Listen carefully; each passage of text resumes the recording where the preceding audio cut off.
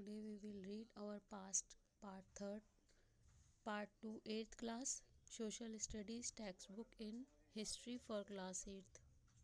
We will read from page number 86. Please publish this in your paper. One widowed spinner wrote in 1828 to Bengali newspaper Samachar Darpan detailing her plight to the editor Samachar. I am a spinner after having suffered a great deal. I am writing this letter. Please publish this in your paper. When my age was 22, I became a widow with 3 daughters. My husband left nothing at the time of his death.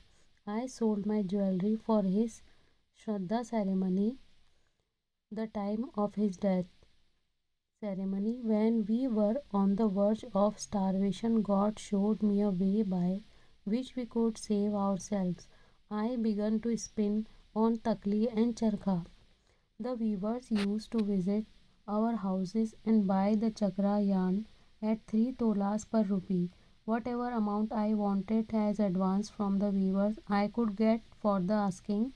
This saved us from cares about food and clothes. In a few years' time, I got together rupees 28. With this, I married one daughter, and in the same way, all 3 daughters.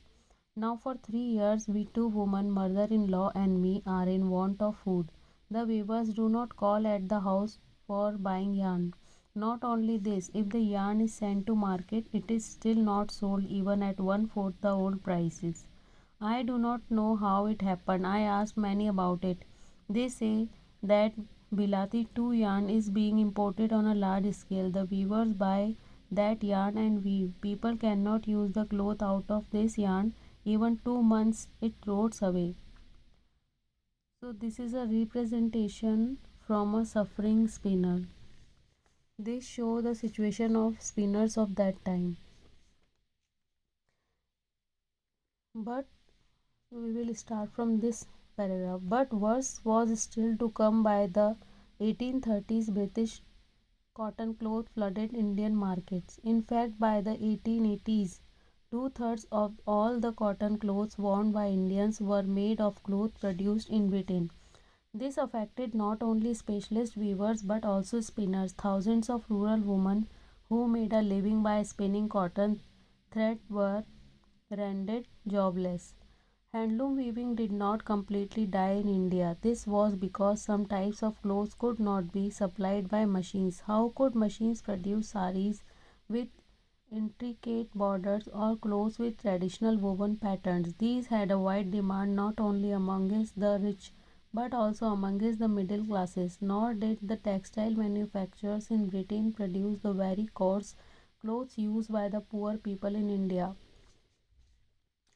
Read source 1 and 2. What reasons do the petition writers give for their condition of starvation? Page number 87. You must have heard of Sholapur in western India and Madura in South India. These towns emerged as important new centers of weaving in the late 19th century. Later, during the national movement, Mahatma Gandhi urged people to boycott imported textiles and use hand-spun and hand-woven cloth. Khadi gradually became a symbol of nationalism. The chakras came to represent India and it was put at the center of the tricolor flag of the Indian National Congress adopted in 1931. What happened to the weavers and spinners who lost their livelihood? Many weavers became agricultural laborers. Some migrated to cities in search of work and yet others went out of the country to work in plantations in Africa and South America. Some of these handloom weavers also found work in the new cotton mills that were established in Bombay, now Mumbai, Ahmedabad, Sholapur, Nagpur and Kanpur.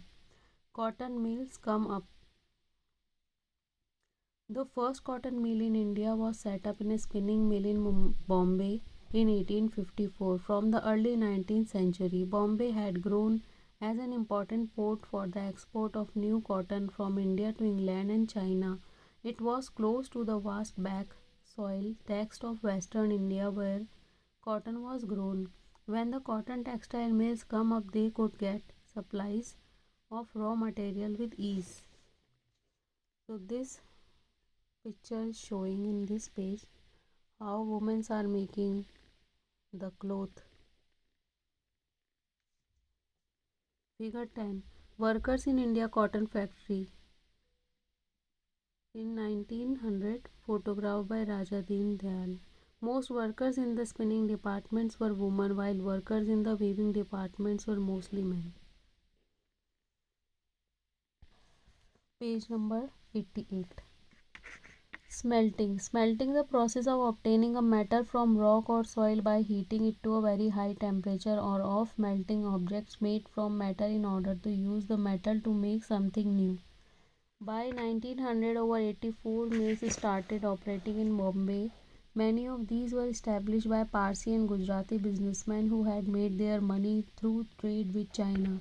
Mills came up with other cities too. The first mill in Ahmedabad was started in 1861. A year later, a mill was established in Kanpur in United Provinces. Growth of cotton mills led to a demand of labor. Thousands of poor peasants, artisans, and agricultural laborers moved to the cities to work in the mills. In the first new decades of its existence, the textile factory industry in India faced many problems. It found it difficult to compete with the cheap textile imported from Britain. In most countries, government supported industrialization by imposing heavy duties on imports. This this eliminated competition and protected infant industries. The colonial government in India usually refused such protection to local industries. The first major spurt in the development of cotton factory production in India, therefore, was during the First World War, when textile imports from Britain declined and Indian factories were called upon to produce cloth for military supplies. The sword of Tipu Sultan and wood steel. We begin the story of Indian steel and iron metallurgy by recounting the famous story of Tipu Sultan, who ruled Mysore till 1799, fought 4 wars in the British and died fighting with his sword in his hand. Tipu's legendary swords are now part of valuable collections in museums in England. But do you know why the sword was so special? The sword had an incredibly hard and sharp edge that could easily rip through the opponent's armor. This quality of the sword came from a special type of high carbon steel called woods, which was produced all over South India. Wood steel, when made into swords, produced a very sharp edge with a flowing water pattern. This pattern came from very small carbon crystals embedded in the iron. Francis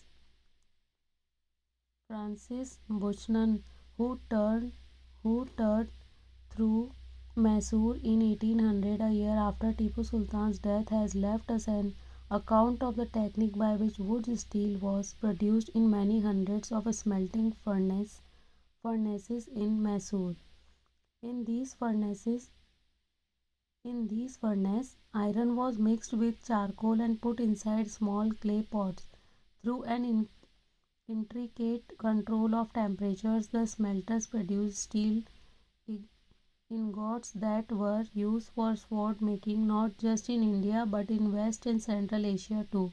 Woods is an anglicized version of the Kannada word ukku, Telugu hukku, and Tamil and Malayalam urukku, meaning steel. There is an activity. Why would the iron and steel making industry be affected by the defeat of the Nawabs and Rajas? We can find it.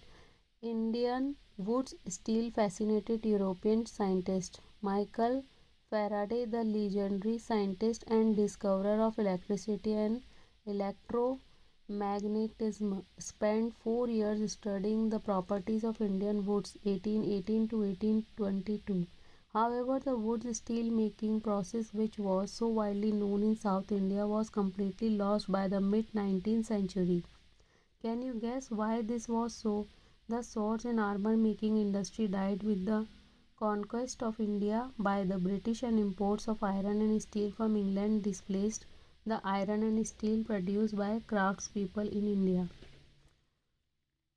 Abandoned furnace in villages. Production of wood steel required a highly specialized technique of refining iron, but iron smelting in India was extremely common till the end of the 19th century. In Bihar and central India in particular, every district had smelters that used local deposits of ore to produce iron, which was widely used for the manufacture of implements and tools of daily use. The furnaces were most often built of clay and sun-dried bricks. The smelting was done by men while women worked in bellows, pumping air and kept the charcoal burning. Bellows means a device or equipment that can pump air. This figure 1.2 is showing iron smelters of Palamau, Bihar.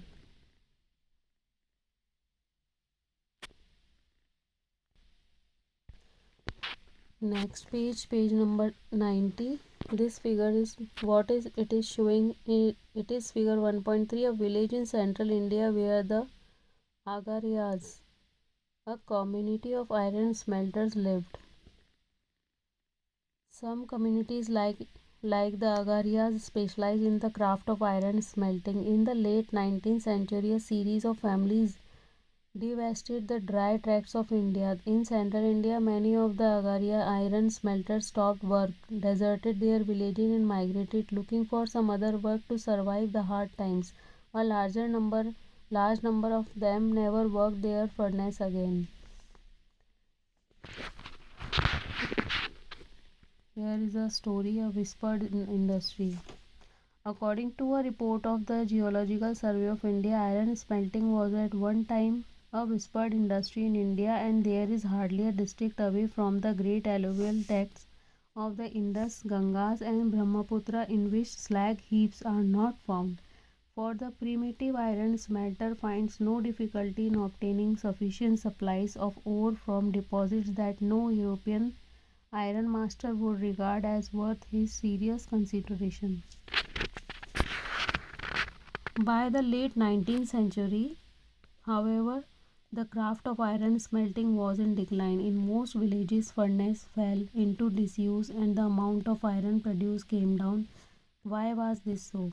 One reason was the new forest laws that you have read about chapter 4, when the colonial government prevented people from entering the reserve forest. How could the iron smelter find wood for charcoal? Where could they get iron ore? Defying forest laws, they often entered the forest secretly and collected wood, but they could not sustain their occupation on this basis for long. Many gave up their craft and looked for other means of livelihood. In some areas, the government had grant access to the forest, but the iron smelter had to pay a very high tax on the forest department for every furnace they used. This reduced their income. Moreover, by the late 19th century, iron and steel was being imported from Britain. Iron smiths in India began using the imported iron to manufacture utensils and implements. This inevitability lowered the demand of iron produced by the local smelters. By the early 20th century, the artisans producing iron and steel faced a new competition. Iron and steel factories come up in India. Slag heaps means the waste left when smelting metal. The year was 1904. In the hot month of April, Charles Weld, an American geologist, and Dorabji Tata,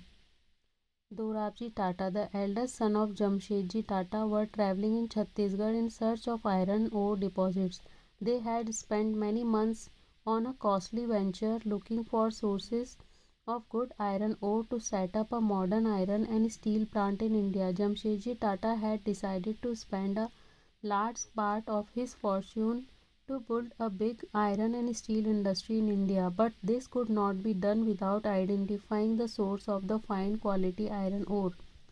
One day, after traveling for many hours in the forest, Wild and Dorabji come upon a small village and found a group of men and women carrying basket loads of iron ore. These people were the Agarias.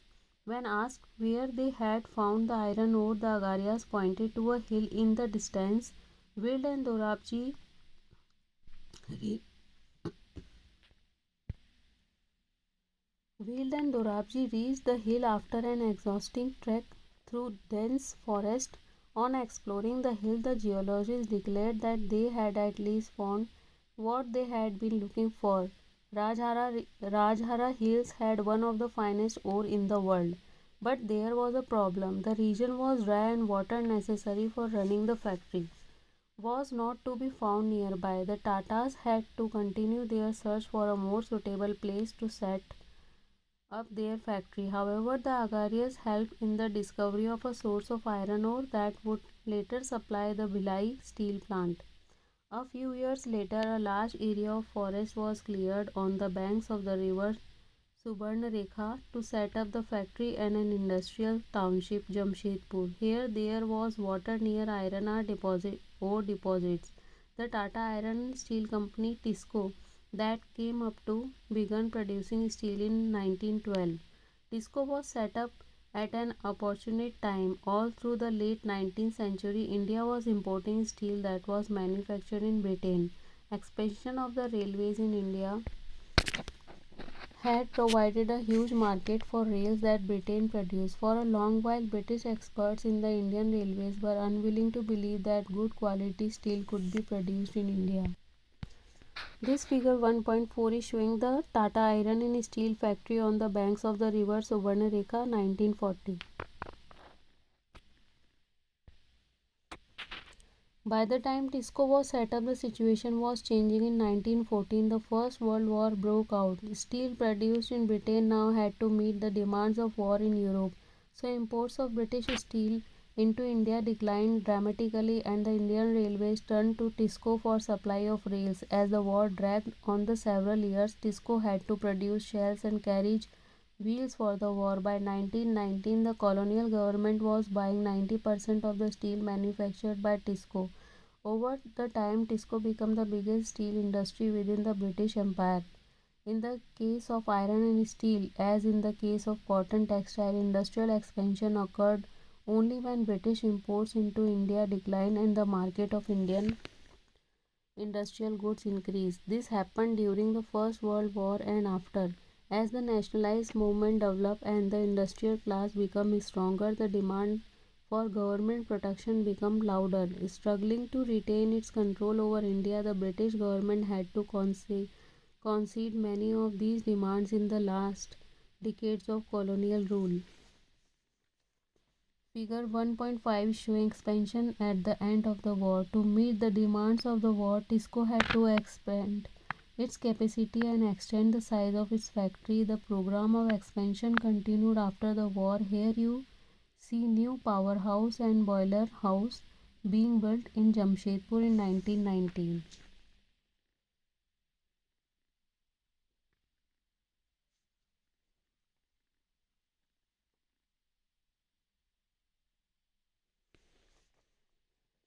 Elsewhere, early years of industrialization in Japan. The history of industrialization of Japan in the late 19th century presents a contrast to that of India. The colonial state in India, keen to expand the market of British goods, was unwilling to support Indian industrialists.